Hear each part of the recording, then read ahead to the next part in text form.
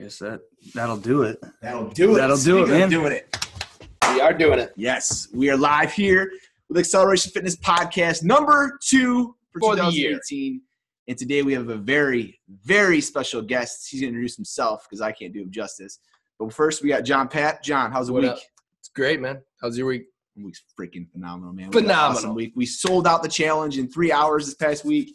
What challenge you guys have? Body transformation challenge, man. It's going down. I need some of that. But I'm going to try and introduce this guy. But I don't think I'll do justice. You've probably heard of this before.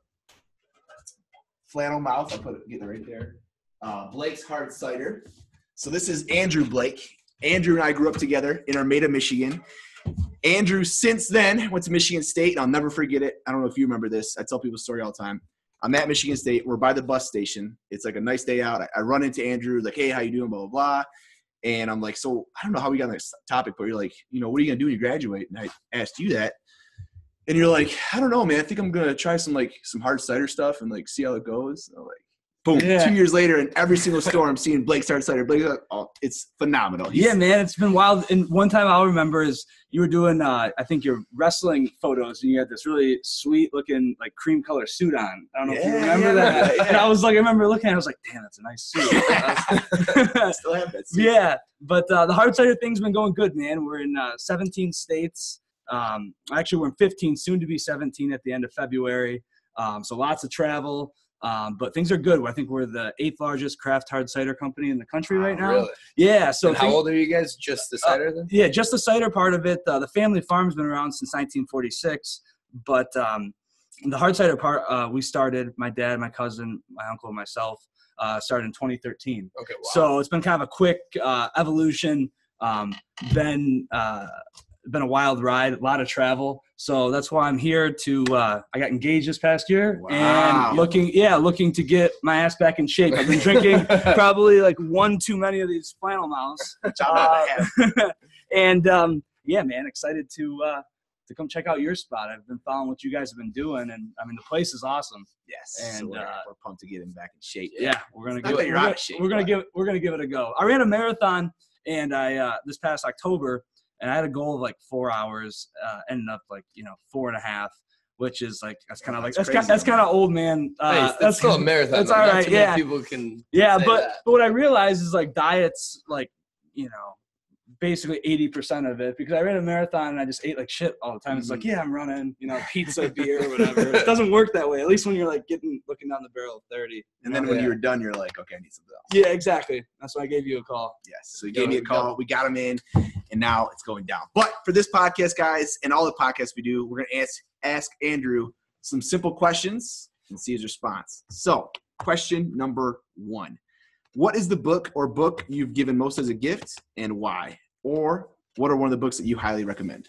Both by Joseph Campbell, my favorite author. The Art of Living by Joseph Campbell and Myths to Live By. I've never heard any of these. Okay, yeah, they're awesome. Check them out. They basically 3 years ago, I kind of ran across them. It's kind of weird how books come into your life, and then you're kind of I don't know how I'd live my life if I didn't run across kind of some of those messages. Definitely. And anyways, anyone who hasn't read them, check them out. He's a wonderful religious scholar and theologian, and awesome books. So Art of Living? Art of Living. Yeah. So it doesn't get into any woo-woo stuff or anything like that, but it's just a real practical approach to looking at life. How did it change you? Gave me just an interesting perspective on kind of the journey of life. He basically was a big founder of the hero's journey, kind of when you pick a goal, kind of how, you go into kind of the unknown, you come out and you pull out kind of through that, you kind of transform your life and come out with a greater understanding. So if you get a chance, read it. It's not a hard read. It's my next book, man. I've never heard of Joseph Campbell. Check it out. I'll bring it next time. So I always, it's been the one thing, school-wise, was never kind of inclined as far as classes go, but I was always a self learner. So I've always been a vicious reader on my own, and I've continued that. It's probably my one really, really good habit that I've kind of kept my entire life is I read a lot. So anytime I'll be reading 2 to 3 books. So Yeah. And sometimes and my fiance thinks I'm crazy because I'll have like one and I'll put it down because I like just can't read it and I'll jump over the other one. So so if I could be as disciplined with like the rest of my life as I am with like reading it, I'd be in a good spot. I know exactly what you mean though. Like you have 5 books on like the shelf and they're like all halfway through and like, you're like, which one do I read today? I got like some on like nutrition and health and others on like I picked up this thing on the world of like I'm just a weirdo, like the world of mushrooms, because I was reading this thing about all the health benefits of mushrooms, all this weird. So Tim Ferriss is big on that. So I just get interested in stuff and I kind of geek out on it. So it's fun though. How many books would you say you read a year? I try to do at least 2 a month. So that's awesome. At least 24. So I literally just had a meeting with one of my trainers and I was like, do you read books yet? He's like, no, not really. I'm like, dude, employees read like 2 books a year. CEOs read about 25 books a year. That's the difference. And that's kind of luckily I've always just been, it's kind of it's like one of my hobbies, so it kind of works out well. But I just like I get interested in things and I kind of like get OCD and kind of like obsessive. I get kind of obsessive over certain things. So I'm working on that a little bit because sometimes I like just like there'll be like an Amazon box and my fiance will open up. She'll be like, "What did you order now?" And I'll be like 10 books. 10 books. She's like, "What are you doing?" That's awesome. Like, I don't know. That's cool. That's cool. All right. Question number 2. What purchase of $100 or less in the last 6 months has really made an impact on, it could be anything from productivity to, just everyday life, nutrition, anything. So one purchase. I will say the Headspace meditation app. So it's like $2.99 a month. And that's been something that's probably been one of the things in the last couple of years that just kind of having like a hectic work life schedule. It's been one of the really healthy things that I've done for myself in kind of trying to keep balance with just trying to run a business, have a social life, party, work out, do all those sorts of things. It's kind of like focuses you in on some like just personal alone time, which I think is healthy as you're kind of just out and active and doing things all the time. You're so not the first to say that. So I started doing that and now I'm kind of getting really into it, not just like just doing the app, but trying to learn a little bit about the process. And I mean, there's tons of stuff just from health benefits, even like, they're talking about just meditating can kind of re-regulate like hormones and kind of your stress levels and things within your body. And so I just find all that kind of fascinating. I mean, and all you have to do is like breathe and think of nothing. Yeah, exactly. It's like pretty easy. So it is pretty crazy. Yeah. John, do you meditate? So I've tried. So I don't I always tell people this. I don't traditionally meditate. Like, you know what I mean? But for me, it's like working out. Like that is my meditation because I'm not thinking of anything else. Like that's the same thing. It's living in the moment. Like it's whatever you're doing then. So I have more success doing it that way than just trying to sit down. Same thing as running. Running's the same way. Runners are like that. You'll get there. Maybe one day. Since I saw him 2 years ago, had my family there at Blake's. I don't know how we got on the topic of meditation. I seriously saw you for like 2 seconds at Blake's Heart Cider. You're like, oh, I've been meditating. Try this Headspace app. Since that day, I've been meditating every single day. Dude, I love it. All right, I love meditation. I need to get this app. Yeah, definitely, man. I think it's something it makes you less reactionary to things. And like, I kind of need that because I'm always like, especially as you kind of get involved more and more. And if you're, around clients or employees or whatever, I think having kind of a little bit of a space between like your reactions and like your thoughts a little bit. I mean, it's fun, man. The Headspace app, just so you guys know right now, the way they do it now, it used to be the start series was 10 minutes long, like each day. Now they're 3 minutes. So I think anybody can really get their start with Headspace. All right, next question. How has a failure or apparent failure set you up for later success? Basically, do you have a favorite failure of yours? Lots of them. But yeah, probably my biggest one was actually really recently, and I don't know if it set me up for success, but I learned a lot from it. And I think in a little bit, so we have the hard cider line, and we kind of recently launched an ale line, a fruit ale line. And I guess I kind of thought that with the just kind of the success of the hard cider, that would kind of just kind of overflow into whatever other line we did. And I think I rushed it, kind of assumed it would be a success, didn't do kind of the due diligence that we've done with all of our other products. And and it hasn't been a complete failure, but it definitely didn't meet the expectations that I had hoped for. And I think now we're going to go back to the drawing board, relaunch a similar program in a year with doing our due diligence and making sure that we dot all our I's and cross all our T's. So, it's kind of one of those things where I think I just, saw opportunity and kind of rushed it. And I think that, good things take time. So, and you can't let your ego get in the way of trying to, you think you have a success with one thing, it doesn't necessarily mean it's going to translate. You got to put in the work and do the hard stuff. Yeah, exactly. So, so that was a recent one. It was a failure, but it didn't hurt us too bad. And I think our whole team learned from our marketing team to our design team to, our production team. Everyone kind of learned, I think a lesson from it. Yeah. As far as what not to do moving forward, That's awesome. Yeah. I think it's just cool to hearing your take on failure because you have such an upbeat thing with failure. You could tell, it's not like, man, I tried this ale thing. It's completely failed. You're just upbeat, hey, we're going to learn a lot from us and go back to the drawing board and make it better. Yeah. I mean, if it doesn't tank your business and it doesn't ruin your personal life, it's that's recoverable, so it's all right. That's awesome. So very cool. John, you got question number 4. Yeah, number 4. Going through these. All right. If you could have a giant billboard anywhere where, whoever can see it, what would you have on it? Could be a picture, a quote, anything you want. What would it say or be?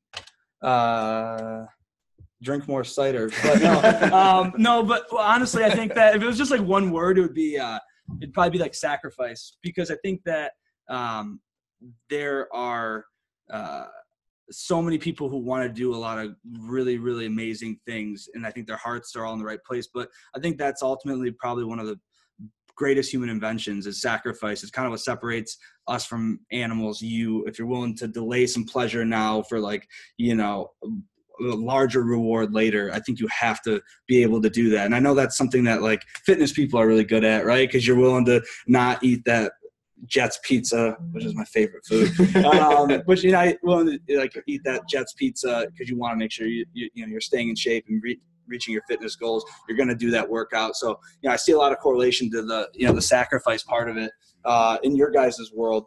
But I mean, in so many ways, whether it's the amount of hours you're going to put in, or the amount of time you're spent to learn and understand your industry.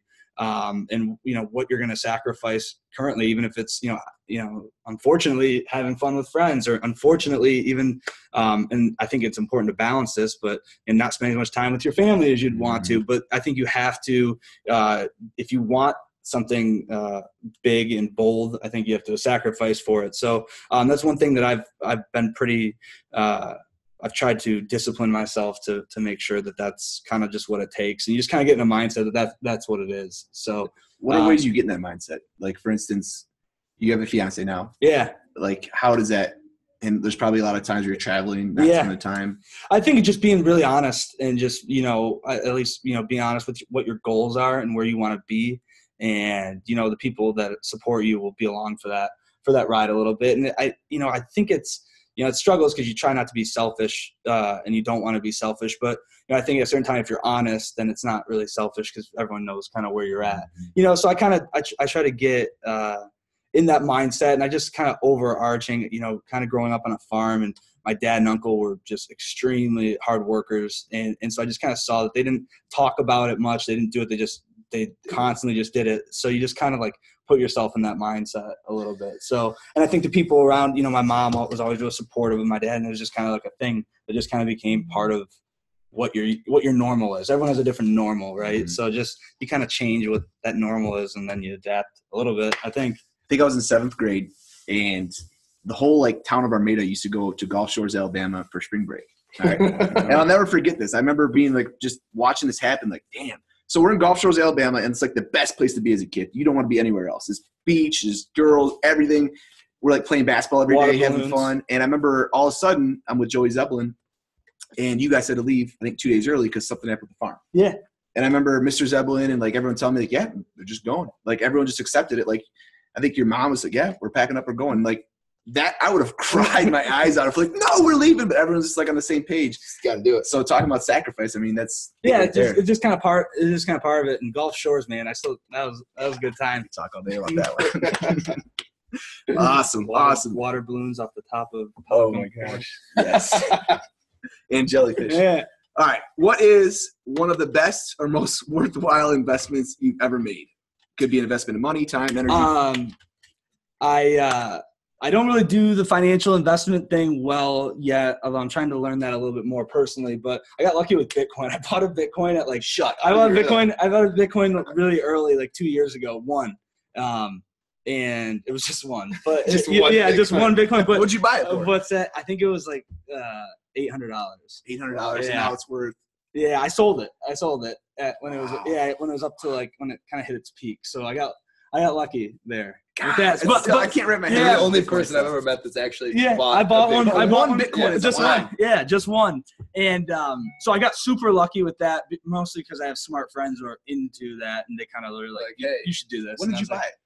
Like a year and a half ago, maybe 2. Because I think right now to buy one Bitcoin is what the price? Yeah, it's like it was at 17. I think it's at like 12 grand now. Yeah, but so it's just right time, right place. Lucky to have smart friends. So I got super lucky there. But the other investment is I think I've been starting to take a lot more investment in myself. I guess just time, trying to work out, trying to sauna, meditate, just trying to do things to keep myself up to at least a halfway optimal level to a degree. You're here on a Friday. Yeah. To get your ass beaten. Yeah. I'm excited, man. It'll be good. Oh shit.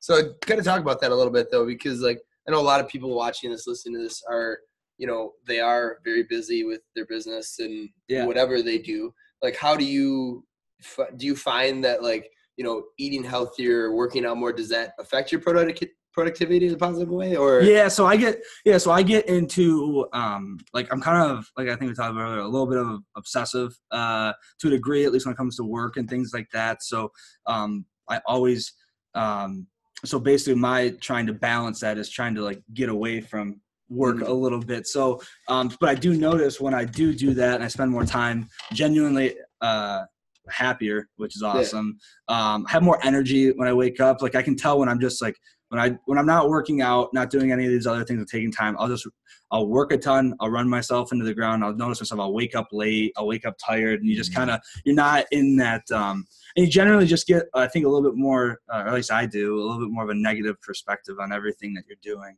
So, so to keep it positive and to keep it there, I think, getting a lot of sleep.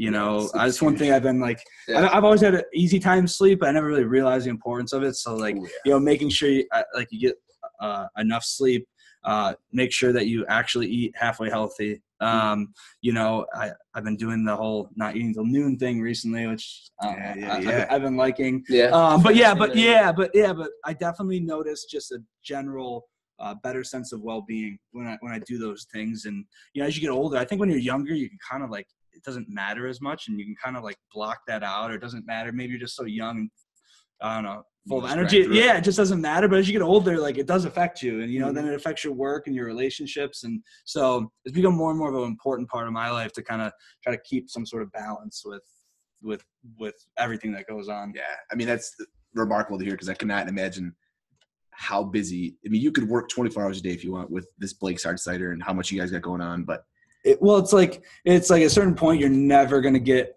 everything that you need to get done in a day. So you got to compartmentalize and kind of balance a little bit. And that's been something that's kind of a work in progress too. That's what you're here for, baby. Yeah, that's right. Yep. There we go. All right. So on to the next one. What's an unusual habit or, absurd thing that you do? What's a weird thing about you? Anything. Weird thing about me. Well, if like reading about mushrooms is weird, that's pretty weird. Yeah, right. It's okay. Yeah, exactly. I don't know. I mean, I'm pretty weird and pretty weird in general. Just like everything I do, I feel is a little bit weird and quirky. I listen to a lot of classical music. I read a bunch, into a bunch of just weird hobbies. Classical music. Yeah. Like when? What's driving that? the car? Yeah, oh yeah. Yeah. Okay. Yeah. So no words, just kind of music. So that's weird. Okay. Yeah, I get we're not gonna play it today, the gym. So yeah. All right, good. Yeah, that's all right. That's all right. No, I listen. I got pretty wide enjoyment of music from all, but in the mornings, I don't know why I do that, but I do that. That's cool. Yeah, that's so awesome. that's kind of weird. I like it, dude. Okay. In the last 5 years, what new belief, behavior, or habit has most improved your life? Habit's been meditation for sure. For sure.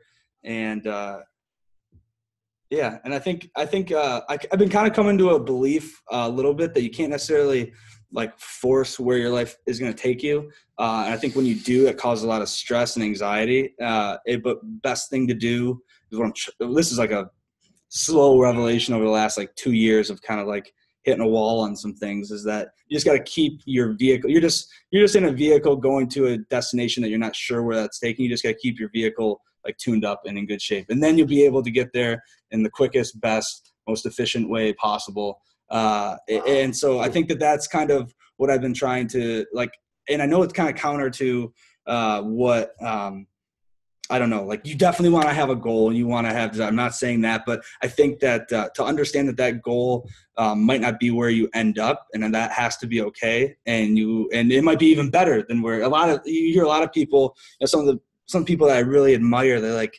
they've gotten to this place that they never dreamed of. Right. And that means, I think what they were is they kind of had a goal, but they kept their vehicle in a good place to be able to optimize and to adjust on that. So, because what I've realized is like, if you set, especially people who are like very ambitious, very, very focused, I mean, that goal can kind of drive you crazy into like kind of an insanity, almost to the point of insanity where you're like, and you're not patient enough. And, you don't know the timeline for that goal. You don't know what it's going to take to get there, how long it's going to take to get there. And I think the best thing to do is have that goal, do the small things in between to get to that goal, and then keep your stuff, be in as prime a possible position to take advantage of when you get a big opportunity to leap really close to that goal. So I think that's it. Cause I think there's like kind of an obsession with like one specific goal. And I think that makes you too rigid. Like, who knows, you don't necessarily know where that original goal, that you might take a path that goes a little bit more this way or a little bit more this way. And that's not a bad thing. Maybe you start off on, this fitness journey, and maybe you become, you find this health drink that you get involved in. Maybe it's not so much the working out part. Maybe it's this other thing. So I think keeping less rigid ideas of those goals and keep them a little bit more fluid would be maybe a good way to do it. That's really good. I think. I think that's what I've been thinking a lot lately, because one, it's kind of limiting. You have one goal and whatever, and then you're like, and then you don't see it, and you don't see anything on the peripherals. And I think sometimes the peripherals are where some really good stuff lies. I think what's like the time of year too, now that it's 2018, like everybody looks back on the last year, like look back at what goals you had, like start 2017. And my guess is for most people, like the best things that happened weren't actually those things. Right. You know what I mean? Yeah. They were probably related to it somehow. Yeah. But it was getting towards that, and then some other opportunity came up that probably ended up being better. And I think sometimes if you have a little bit of a faith in life and just how things will work out, that sometimes good things just get really awesome things, opportunities just get placed in front of you, and they're not really things you necessarily worked for. I met my fiance like on a blind date randomly, so like I wasn't planning or whatever. So some of the best things that happen kind of just happen. Just kind of happened. And so I think just keep your mind right, your health right, and everything in between, and then just chip away daily a little bit. Like it. I know it's spot on. It's something that you don't hear often too, because it's so easy to say, go to your goals, write your goals. And I'm one of those guys that says that. But now looking at it, especially with weight loss, I want to lose 50 pounds. I got to lose 50 pounds by November. And the question is like, okay, if you lose 50 pounds, what is going to happen? Like, is your spouse going to love you more because of that? Like it's just. Well, I even look at it like fitness. Like I said, I want to drop X amount of pounds. And I'm like, well, I really don't want to. I just want to basically get into a place where I'm like, damn, I'm in good shape again. And then, because doing that. And and the thing is, I want to do that, but I don't want to necessarily not have a social life. I don't want to have to calories. You don't want to be so extreme. Exactly. Keep it going. Yeah, I don't want to be able to not have a cheeseburger at a bar. You know, whatever. No, that's fun. You know? It's what sucks about that is we hear so much of that in fitness. Yeah. Like especially I know places that like you got to eat this for 6 weeks. Yeah, right. This is it, you know, because you got to lose this weight. And it's like, right. And that's why I'm like, if you can work out and you maybe not eat till noon and maybe you make sure you have, you know, and I don't have the answer because fitness has been the one thing that I've been able to discipline. I think it's really easy to be disciplined to other people. That's why it's kind of cool doing this thing because you're kind of disciplined to y'all. But it's sometimes it's really hard to be disciplined to yourself. You know, that's kind of the hardest. I think, you know, we talk about this all the time. Is like we are like fitness guys. We do this stuff for a living, right? But like I write his programs. Like I've done his programs. Like, you know, we all kind of intermingle and coach each other. When you have someone else, it kind of you feel almost more accountable to that person than you do yourself. You know? Exactly. So next question. All right. Dropping knowledge here, man. All right. So how long ago did you graduate college then? 11. What is that? 7 years ago. So 7 years ago. So now kind of 7 years of experience, like business life. What advice would you give to, you know, a smart, driven college student, you know, on just, you know, I guess what would be the top piece of advice you would give them? To a young person, I'll go before college. I don't think you have to you don't have to get the degree. And so I think I've seen success in a lot of places from a lot of people, and it really just comes with a passion and getting your hands dirty and getting involved and just doing it. I see a lot of people from afar that read and then they never do, and they're just like kind of experts or kind of peripheral you know, I guess commentators on things. But I think the people that I've really admired, really they're just people who, I mean, they didn't let that, like, I think some people get this thing like, I can't do this until I have the degree, then I can do this. But like, I think the real, movers and people who actually do it, they're kind of doing it the whole time. And yeah, degrees, extremely important in a lot of cases, but I guess like, don't put the degree first. I guess put the passion first and do it, and let the degree follow, and let that be, you know, kind of an evolution of that. Because I think when you really get involved with it, you know, if you're going for finance, you know, you don't have to wait till you have the finance degree to start, you know, investing $100, you know, and play around on the stock market or whatever. You know, you don't have to do that. If you want to be a fitness expert, you're probably, you know, you're going to school for it, but you're probably learning it through trial and error all the while through, you know. And so I think some people, unfortunately, they kind of wait to get the degree before they like really get the experience. And I think they get caught in this thing where they never can move forward without, you know, having like some sort of certification or whatever, you know. So I don't know, that'd be, I think, and I don't think that if people don't want to go to school, I think there's lots of great opportunities for people who want to get into like vocational programs and, you know, more skilled trades and crafts. I think that that's equally as admirable, and I don't think enough people do that.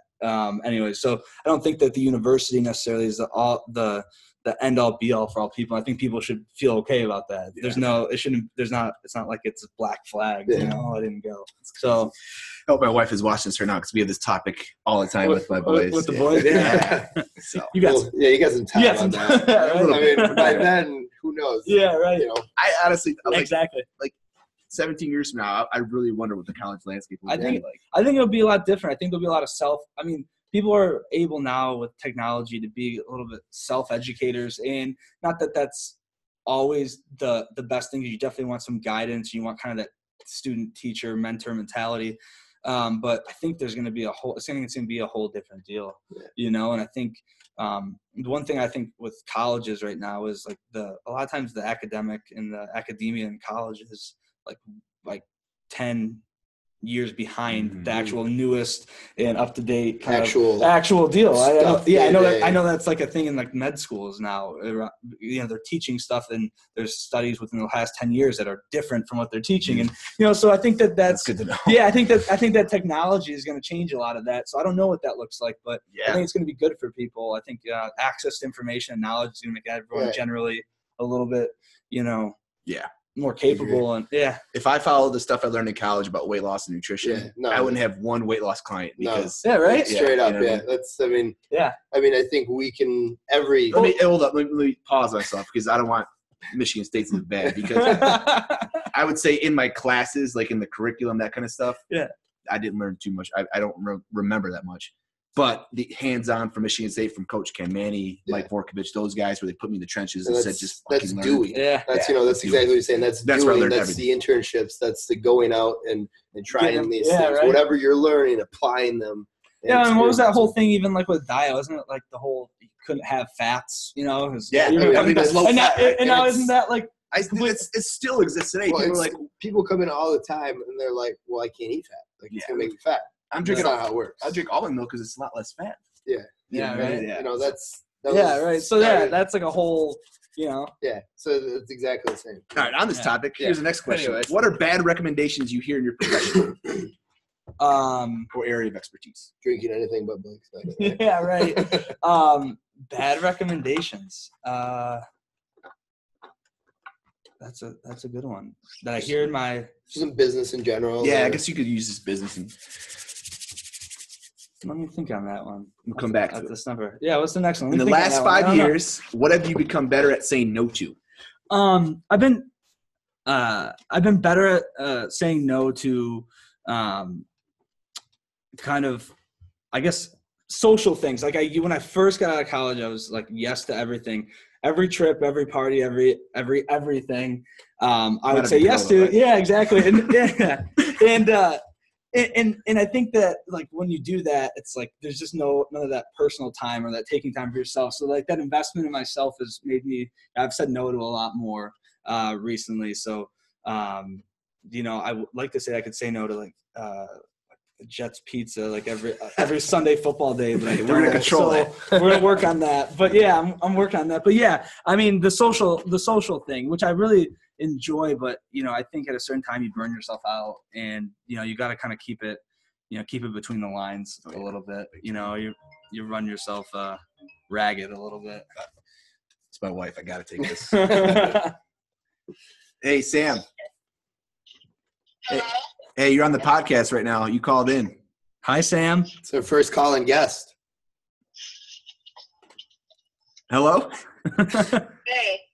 We're live on a podcast with Andrew Blake. Say hi. Hey, sorry. Hey, you're live on a podcast right now. Oh. Hi, Sam. We're with Andrew Blake. Hey, Andrew. Hey, Sam. How are you? I'm great. How are you? Wonderful. And hey, if you have one question for Andrew, what would it be right now? Well, I could start drinking right now. So what hard cider do you recommend? That's a good question. We have our newest cider coming out. Actually, it came out last week. We have our Rainbow Seeker, which is pineapple and sage cider. So getting ready for some tropical, a little sage. Tropical flavor for the spring and summertime. Big rainbow colored can. You can't miss it. Oh, love it. I'm just leaving the doctors with two sick boys. So getting them out the door and in the car was a challenge. Is date night canceled or are we good? No, we should be good. All right, cool. All right.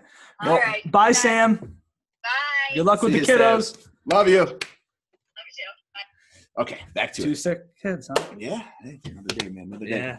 Last question. This is a good one. Well, second to last. We got to go back to that one too. So when you feel overwhelmed or unfocused, what do you do? I think you kind of touched on this already. Yeah. So one thing I do pretty well is I go for a walk. So luckily I work on a farm. So basically if what I'll notice happening is something will like happen early and it'll kind of linger, you know, when you start getting kind of a repetitive mindset. This is what I'll do is I kind of ruminate probably too much on things, like just think over and over. So when I notice myself doing that, I'll either meditate, go for a walk, or listen to like a song that I know and I'll just like sing it in my head. And then it kind of stops that. Yeah, it gets it back because you kind of get in a loop, right? Or at least I do. Like I'll be thinking about something and it's a loop.